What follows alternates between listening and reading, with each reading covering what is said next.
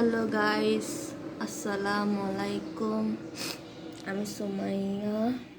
আজকে আমি স্পেশাল চা বানিয়েছি আর সাথে আলু ভর্তা ভাত দিয়ে খাবো। চা এখন খাচ্ছি। আমার পছন্দের দুধ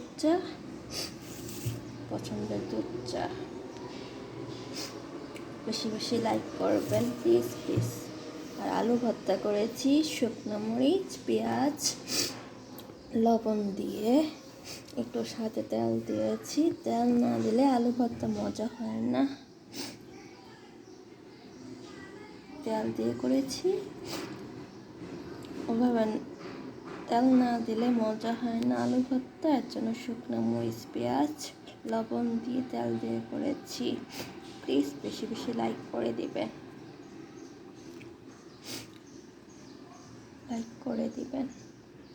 আর আমার পছন্দের চা এখন খাবো। ভালো থাকেন সবাই।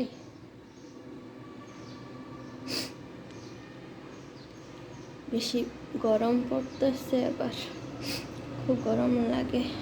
ভালো থাকেন সবাই। আসসালামু আলাইকুম।